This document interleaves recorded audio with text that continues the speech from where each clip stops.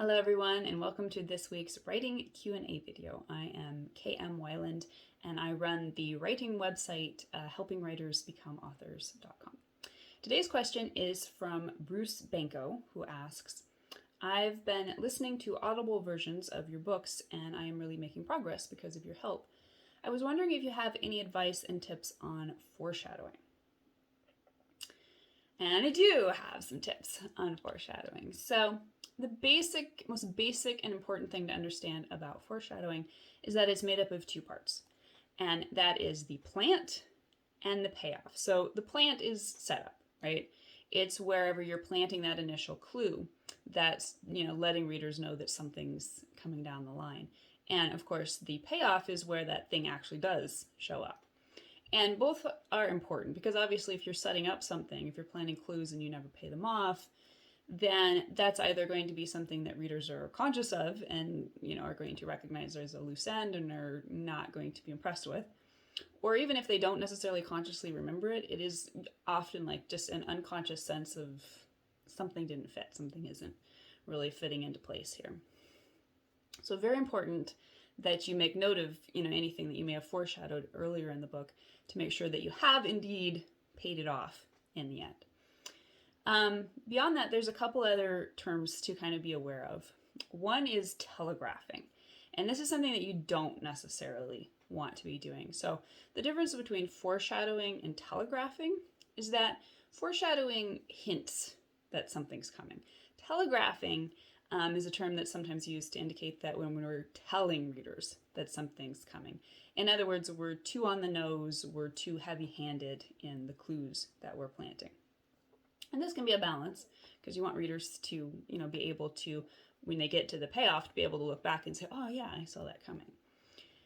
There's also a difference between foreboding and foreshadowing. So foreboding kind of is foreshadowing really, but it's more about tone and just the tenor of the novel and what the mood is indicating to readers. It's like spooky music in a movie that isn't technically foreshadowing. It's not a clue, but it's just like the pacing of the words and the way, whether it's dark or happy or funny, it's indicating to readers that a certain type of a payoff is coming.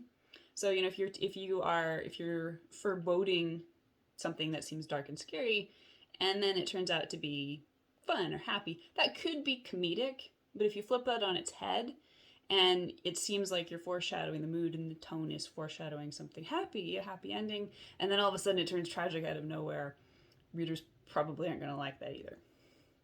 So it's important to be aware of what your foreboding is showing and how that is contributing to your foreshadowing. So that's all really important to understand. And the other thing to keep in mind is that you don't want to create situations in which readers are not just expecting something else to happen, but wanting it to happen. So misdirection is a very important piece within foreshadowing, and in itself actually is foreshadowing, particularly with audiences today who are very aware of these techniques. Often if they sense misdirection, they'll immediately realize this is actually foreshadowing exactly the opposite. But when it's done really well, they don't even see it coming. And so they may be expecting something else to happen so that they're surprised when a plot twist comes along. But this is tricky because you have to be careful to make sure that even when there's misdirections in there, that you are actually foreshadowing the thing that will happen so that it makes sense, it fits. And when readers get there through the chain of cause and effect, it's like, oh, I didn't see that coming, but it makes complete and total sense.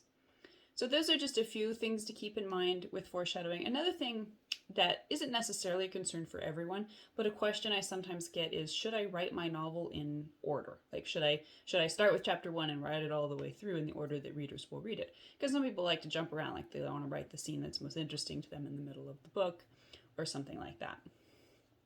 And obviously this is totally a personal choice. But my personal choice is to write it in order for the simple reason that I think the foreshadowing is more organic when you do it that way. Your subconscious brain is setting up stuff and paying off stuff that you may not even have in your outline or in your conscious understanding of your story. But when you're writing it in order, it's allowed to develop more as in the drafting process. So just some things to think about. I hope that's helpful. And if you enjoyed this video, please consider interacting with it in some way, leaving a comment or liking it to let YouTube's algorithm know that you liked it. And if you'd like to support my work, I'm so appreciative whenever anybody buys a book or supports me on Patreon.